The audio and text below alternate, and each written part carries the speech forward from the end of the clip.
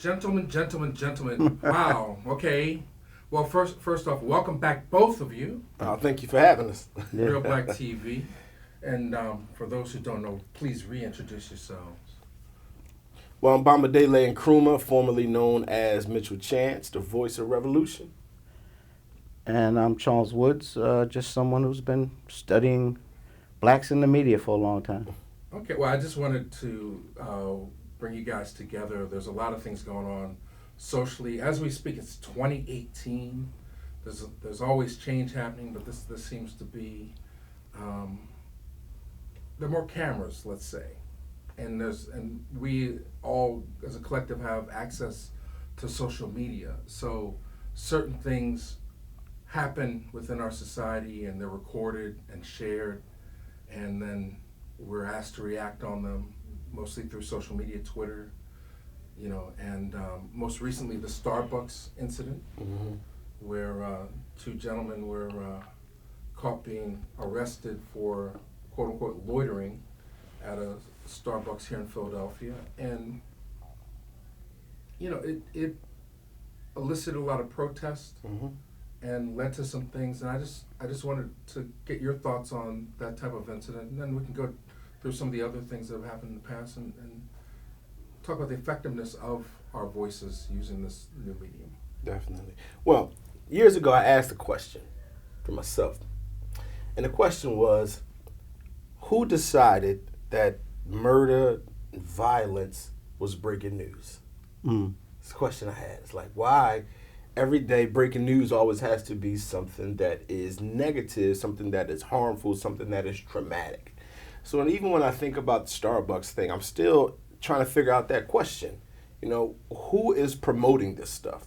So I don't really jump to anything that is promoted to me because I understand somebody decided that we want this seen and that we want people to respond a certain way.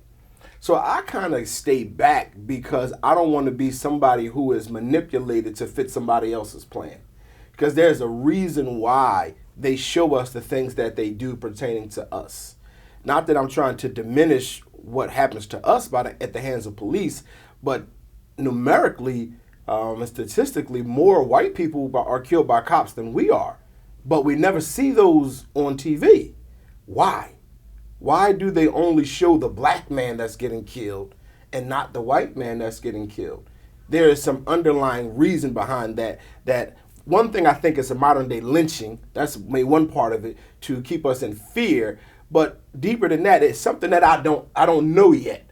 So I don't jump. I don't jump because I don't want to be jumping because they want me to jump for some reason that I don't understand why. And I'll play right into their game. So I kind of just hang back. Mm-hmm. Well, Mike, you sent me this video to look at, and I didn't want to turn the volume up because I didn't want to disturb my family. So I'm looking at it. So I'm looking at it without the volume, and I had a different visual experience as a consequence.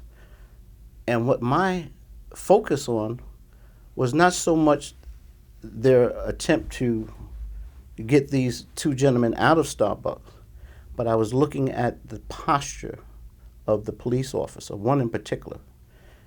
He just was ready for them to do their thing, I guess. He was expecting them to be ornery Negroes so that he could, go into full police force. But if you watch him, no one spoke about this to my knowledge. He's moving the chairs out the way. You know what I'm saying? Apparently. Yeah. And the other thing is that what says you come in, these guys aren't doing anything. The way the two gentlemen conducted themselves, they were very passive, very, what's going on. But he's moving these chairs. There's one person in the video sipping on this one cup of coffee, you know what I mean? But that police officer, I know, I've seen it before because it's happened to me. They look for you to do the wrong thing, and then they jump on it. But to your point, Now we're talking about, as a consequence of social media, people are upset about it. They're ready to have the placards up. They're ready to protest and whatnot. But where was the protest at the time this was happening? That's the time we should have had the protest, where you could have a lot of white folk come up there and say, the same sympathetic white folk that could be part of the protest. Where were they saying, well, what are you arresting them for? I've been sitting here for the longest. Ain't nobody call anybody on me. Well, if you turn the volume on, they actually, with the white folks in there, were actually yelling that. They were. Okay. They were. See, that's okay. They actually were. Okay. But this Starbucks incident, I'm always the bad guy. I feel like it was a whole big false flag. I feel like it was totally set up. For one, and this is another thing I get called the bad guy for, these guys were not guys that were from the inner city where black people live at. Okay. These guys were from the county somewhere coming down here to meet a Jewish man. So these aren't folks who are fully empathetic to what we deal with really as black people in black communities. Then they get in there and she calls the cops in 2 minutes. Now, not that I'm on the side of Starbucks, because I don't care about any Caucasian corporation. But Starbucks does not have a history of just being racist and kicking people out. I've been in Starbucks many of times. I have never in my life bought anything out of Starbucks. Never, ever. I don't drink coffee, and I just don't want to spend the money for the prices of the stuff. Right. I've never had and I've been in Starbucks in different states, different cities, and I've literally never, ever bought anything out of Starbucks. So it's not like they have some kind of practice where they just treat black people bad. And then all of a sudden, these people who are not from the neighborhood, because the Starbucks was in my neighborhood. Okay. These two brothers who were not from my neighborhood are in this Starbucks, get the cops called on them in 2 minutes, then they get on Good Day Philadelphia and say, well, it's not really a black problem. Right. This is just a bunch of red flags for me. Right. I feel like things are being set up to cause us to respond. I don't know what the end game is. I'm trying to figure it out. I don't know what the end game is. But all of this protesting and all of these things that they're trying to get us to have knee-jerk reactions to is something that they're trying to get us to do so they'll have a reason to do something. I don't know if it's martial law or whatever it may be, really trying to strip the guns from the people. I don't know what it may be. But I really feel like we need to, when things go crazy like that, we just sit back. Well, that raises a good question in the sense that things are literally sociologically they're not a social problem until we perceive it as such, right? So, in the past, in the civil rights movement, those images helped to make some effective change. But I disagree. Well, I mean, can you reinforce that concept? And then in today's era where we're constantly being desensitized by information, do you think that the Twitter's helping or hurting in terms of advancing any kind of social progress in creating justice for all, let's say? Well, let me jump in on that. And I think I know where you're going with the response. I spoke on the fact that the images of blacks being water hosed and dogs being put on them, once it came to television and we had the empathy of white folks and it became something that you just didn't see a bunch of black folk crying, as a lot of people want to say, always complaining about things. There were some changes and we got some laws enacted. But as someone so wisely said, you can legislate laws, but you can't legislate the heart of people. That's all we got was legislation. We got things that made us feel better about society from a sociological perspective. But it's never really changed anything as far as how we continuously are treated in this race-based society. So it's just a momentary thing where the response is all reactionary. Oh, we got some angry brothers that they're rioting. Let's do something because we don't want them damaging property. They're always concerned about property and whatnot. We'll put something into effect to make them feel they're wanted in this society. Everything's okay. But still, when you look at the statistics, it's still the same thing. Our babies in childbirth die more. We have less health care. We can't move where we want to move. Gentrification is all over the place. We can't move where we want to move because gentrification is about having the money to live where you want to live. You know what I mean? And it's all BS. Totally. And again, sometimes I'm on different sides of ideas when it comes to certain topics because I am a black nationalist. Anything that does not lead to 100% independence, to me, is trash. Okay. If we're not in a place where you have a white president, we have a black president with our own government, with our own military, with our own police, and we do not pay you taxes, you have no say in our present and our future, it's trash to me. Mm-hmm. Anything that says, well, we're just going to make it better for you under our system and that we don't have our own system, is trash to me. So even though it might seem blasphemous, when I think of all of the things that came, or the most popular things that were promoted from the civil rights era, all it did was create a bunch of trash. And I'm always on record as saying if our people would have listened to Malcolm instead of Martin, things would have been different because Malcolm was talking black nationalism. And it wasn't just because he was Muslim, because Reverend Albert Clegg was talking black nationalism, who was with him a lot, Adam Clayton Powell, Reverend Henry Highland Garnett. There's a lot of Christian ministers who were talking black. In fact, Albert Clegg has a great book, Black Christian Nationalism.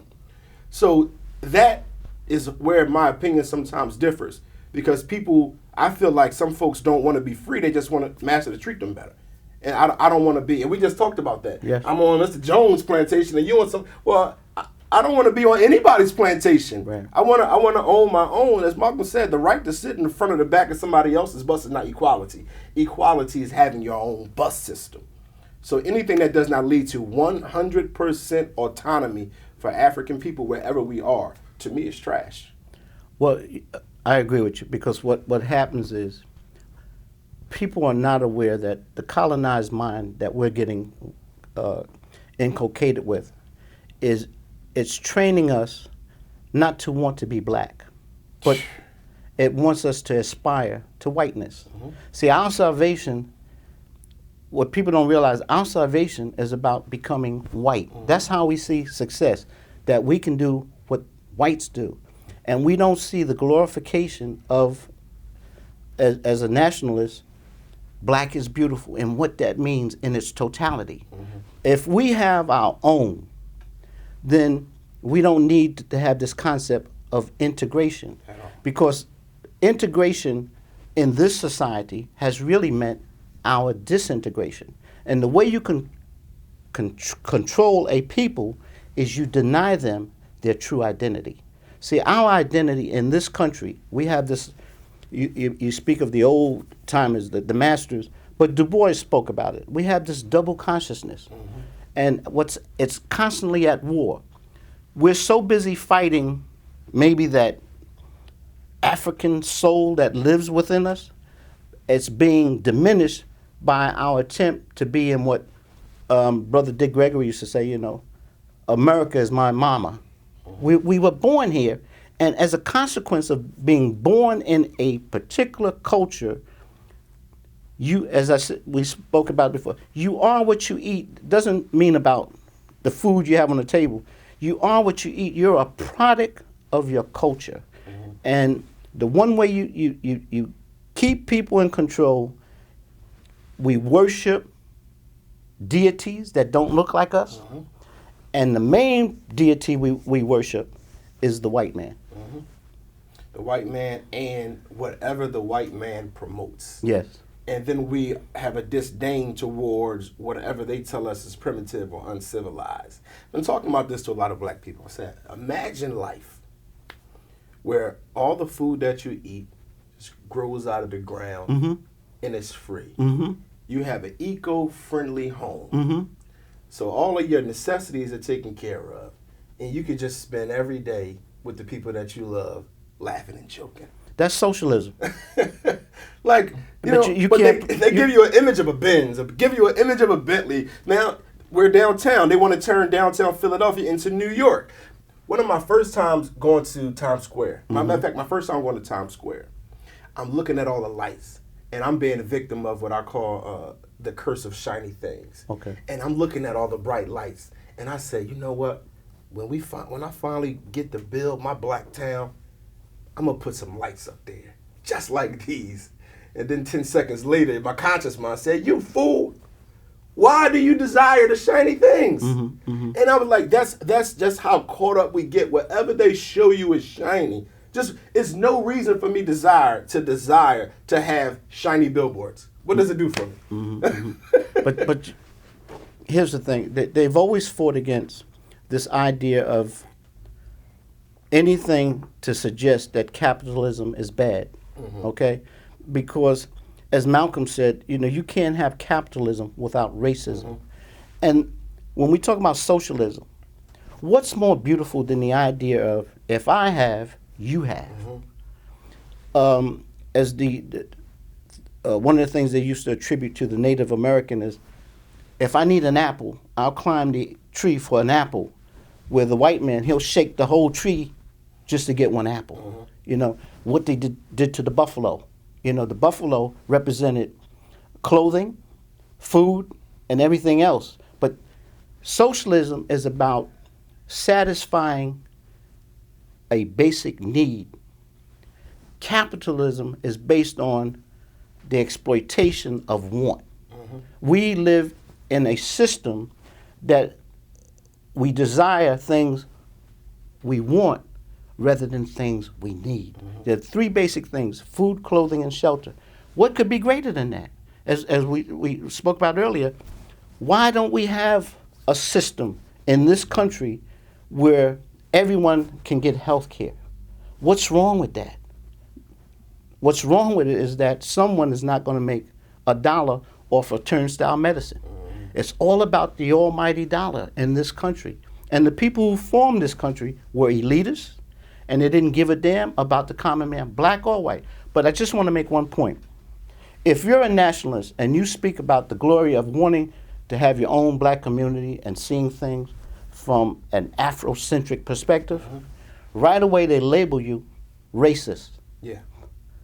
If we say, come on now, we matter, what was the attack on Black Lives Matter? All lives matter. That right away they want to make it a race issue.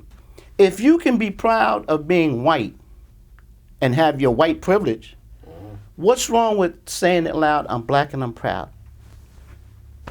Well, that brings up a good point. I think our conditioning as Americans, Yes. as in this society, in this capitalistic society, is our programming is to respond to things. A lot of times we're presented with information so quickly through social media that it's almost like they want us to respond. Exactly. It's you're already conditioned through like watching TV and quiz shows and talk radio and stuff to immediately form an opinion about certain things. And sometimes we don't always have all the information, so we retweet certain things and certain things we don't. When do things become important? And I know you say you disengage from jumping into a lot of these discussions. Well, I have the discussions, but I don't jump into I don't believe in protest, so I don't jump into the protest. So speak to in a Starbucks situation, or even like a free Meek Mill, like as we speak today, Meek Mill is finally out of jail. We can see, we have enough information to say that's unjust, that's wrong, but what's a more effective way that's going to have a lasting impact as opposed to having come back on your timeline, ice bucket challenge, or having come back on your timeline, some oddball chocolate rain, because things go viral, but they're not necessarily, it doesn't. Sometimes it's just a trend or get your reaction. Can you speak to that? Well, with any of those things, my opinion is always going to be the answer to it is nationalism. The answer to it is autonomy. We cannot be of the mindset. This is how you know how conditioned we are. We're so conditioned that we think that when the system does something that we know is unjust, that the system is broken. If you think the system is broken, then your mind is already conditioned because you think that the system was created for your benefit in the first place, which it wasn't. We the people never included us. So the moment you think the system is broken and you can somehow fix the system, when the fact of the matter is the system is actually doing what it was designed to do, you already messed up. So if we're talking about, well, we don't want people unjustly arrested and given 2 to 4 years, then you have to create your own system. The only answer. Elijah Muhammad was correct when he taught the only solution for the problems of black people in America is separation. That's it. There's no way that we can stop their system from doing what it does because we want to be a part of it. That's like saying, well, I want to cure AIDS, so I'm going to put AIDS in me and I'm going to let my body fight it. Like, no, you can't be a part of the cancer. You can't be a part of the disease and then think that you're going to fix it. Now, when we come to the Starbucks situation, we need to create more and support more of our own businesses. Mm-hmm. When you're dependent, racism is 100% dependent upon the oppressed needing the oppressor. The moment I don't need you, you cannot be racist towards me. You can be a bigot, you can be prejudiced, you can even hate me, but you can't practice racism. You can't redline me if I don't need a loan from you, if I have my own land. You can't not give me a loan if I don't need your money. You can't be an oppressive police system if we have our own police. So that cures all of the ills that we deal with from them. But then from there, we have to cure the ills of our mind that we've been conditioned because we do a lot of self-sabotaging also. But I believe once we separate from them, a lot of those things will slowly begin to dissipate simply because we're not being indoctrinated by them from the time that we're born, from the cartoons to school, especially when it comes to history. I think that's probably the number one thing that really messes with our mind is the way they present history. I understand the nationalistic perspective, mm-hmm. and I understand those people who say, I don't want to look at people in terms of color. I get that argument. Mm-hmm. But I do feel what we need to bring into this whole discussion is the fact that every people that have come here and have been treated like niggers, they've been able to change their condition by becoming their own society. Mm-hmm. You look at the Jews. The Jews are one of the most hated, despised people on the face of the earth. And they know that. But they went out, let's take Hollywood, for example. They created an empire of their own. They have their own, and having their own, they don't have to ask anybody for anything. Mm-hmm. That gives them power. You go to Chinatown, it's Chinatown, you hear Chinatown. Harlem is not even Harlem anymore, But before integration, to get back to that integration, disintegration, before integration, when we knew we had to rely on ourselves, we had our own communities. Mm-hmm. And a lot of white folks were jealous of how we were living because of that. And yes, burn those towns down and say, they're living better than us. We lived and better, we enjoyed each other because even the school system, we got history the way it should be taught. We learned about ourselves because we had people who valued us because the people who valued us were us. Mm-hmm. So I do believe that in order for us to achieve power, we have to first of all love ourselves. You cannot take care of yourself until you love yourself. Mm-hmm. Self-preservation is the key. Yes. Okay? No one is going to respect you. Power only respects power. Yes. It was talking about, this country has the audacity to say, Iran, you can't have a nuclear weapon. North Korea, you can't have a nuclear weapon. But in the history of nuclear weapons, this damn country right here has used it, mm-hmm. right? And they say we need to have nuclear weapons because there's strength in power. If people are afraid to attack us because we have the nuclear weapon, well, why can't other people have that same philosophy? Why you want to deny other people that same philosophy? But when you listen to how the people who control this country, how they talk, and you try to adapt their same philosophy for yourself, then you're a racist, then you're someone who's scary, and that's how they negate the argument of what's good for them is not good for someone else. And that self-love piece is so imperative. And I like how you connected that to like history.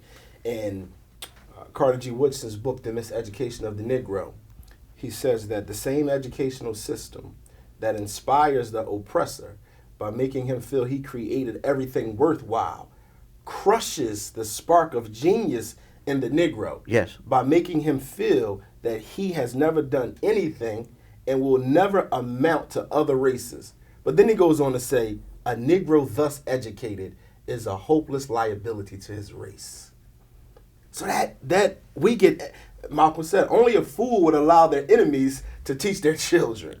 So that education system drains the self-love out of us. Right. Because if we are an African people, and basically education is saying ain't nothing good coming out of Africa, and I know I came out of Africa, how can I be good unless I become white? Yes. Yeah, and that's why, when you speak not only about being nationalistic and people want to say label you racist, when you address the issue of the color of Christ, the deity. Yeah, they don't like that. We've been sold a white deity. And there's a reason for that, because every culture, they have their deities look like them. When they went to change the Native Americans, they gave them the Bible. And I always say the missionaries always had the right name, because their mission was to go over, give you the Bible, leave you reading their Bible, and them coming back with all your land and everything else. There's no escaping the fact that you control a people physically and mentally. You change their self-concept. And they're afraid for us to have a self-concept that is about seeing things from our true identity, from our perspective. And that's even in the Willie Lynch letter. Yeah, because once we see things from our own perspective, which is what I try my best to do, we'll go from, like I was, wanting the lights to saying, I don't need no damn lights. You are the light. Yeah, and so once we get back to our perspective, they can't lure us with all of this stuff and make us feel like we're less than because we don't have certain things. My most recent book I wrote was titled Love Your Naked Self. And something I talked about for the past couple of years was, what is your naked worth? What are you worth naked? If I stripped you naked literally and took all of your possessions, what worth would you bring to the world? And I understand my gift, my purpose, and I know you do also. We all could do what we do and empower other people totally naked, stripped of everything that we have. Yet the world quantitates your worth by your money in the bank plus your assets minus your liabilities. That's your worth. But does that really speak to your worth? And when we get back to our own center, we don't define ourselves by our cash plus assets minus liability. We define ourselves by who we are. That is what our worth is. I love it. So in terms of final thoughts, if we're talking about social media, it's just like the water you're drinking. You can drink it pure. You can make Kool-Aid from it. You can turn it, bottle it, make Coca-Cola. It's all the same foundation. If you're saying that the one of the key factors is we don't really understand ourselves, how can we use social media, Twitter, not just as a drug, but as a tool for empowerment? If you're saying you're not going to be the one to protest, do boycotts work? What action must be taken besides retweeting in order for us to see change? Or is, in your feeling, the system always going to be the same, and only a certain number of people can be carried over into this level of empowerment? Well, the system is always going to be the same because that's what it is. Either it's going to be the same or it's going to be destroyed. It's not going to be fixed or changed because it's not broken. As far as social media, I use social media to get messages out there. There are a number of black people who are using social media to help retrain the minds of our people. But we have to bring that together with actual footwork. So I'm doing a whole lot of stuff on social media, but I'm also doing a whole lot of stuff on the ground. In fact, I haven't even done a video on social media in about 3 weeks because I've been so focused on what I'm trying to do, boots on the ground, so I can really get with the people. I'm a big Nation of Islam fan. I'm a Malcolm fan. He's one of my favorite people, in history. And I just love the way they got out. Well, they didn't have social media, but I just love the way they got out into the streets, man to man, woman to woman, and were able to bring people into the philosophies to do things for the betterment and empowerment of black people. So even though things have evolved, I definitely use the social media, but I don't think nothing beats that person-to-person contact where we can really become that community, because we can be on social media talking all we want. Mm-hmm. You got to have some actual action outside of social media that's going to create that change. So we're going to use both. We're going to use, if they use everything to harm us, we're going to use everything to heal us.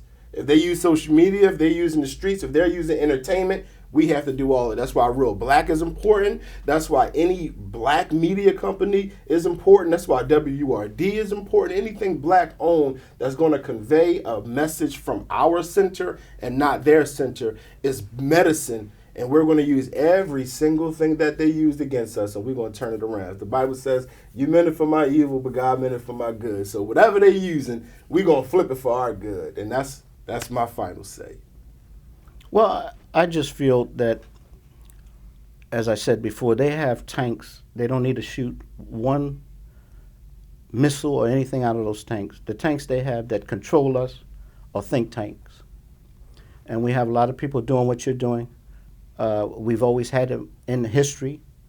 But people who can speak to what's going on, the conditions of what's going on. But if I wanted to really, from a historical perspective, really get what I want in this society, I have to look at what makes this society work. This is a capitalistic society. It's based on exploitation. It's based on racism. As Malcolm said, capitalism is racism. The thing is, you look at how this system, how the politics works when they want things done. They talk about sanctions. Yeah. Okay? So we need to think in terms of sanctions. I can't wrap my mind around sanctions. Man. But the point is, what they're saying is, we're going to hurt someone in the pocketbook. Yeah. You know, when they always want to talk about Reagan bringing Russia down, Russia, to a large degree, brought itself down because they were so busy putting all their money into building arms that they neglected providing for the people. You know, people didn't even have toilet paper to wipe their ass with. The economy brought Russia down. And the economy is going to bring this country down, like it brings any country down. When people can no longer eat and feed their families, then you're providing the seeds of revolution, all right? So, I like that. Okay, when Rosa Parks inspired the civil rights movement by refusing to sit down or get up on the bus, right? What really got things going was they set up carpools. They weren't going to take the bus anymore. So the bus company was hurt. They capitulated because they were hurt financially. We have the power in our hand with the dollar. That's what money talks and BS walks in this country. So we need to find out how we can use our spending to help ourselves, build our own communities, and to decimate anything in terms of a shop or anywhere. If it doesn't respect us, we don't respect them with our dollar, because that's the only thing that sustain them. If we continue to support movies that don't project us in a way, to support stores that don't respect us, we need our own, yes, but if we don't have our own, at least respect the fact that I'm a customer, treat me like a customer, treat me with respect. It's the dollar. That's what talks in this country.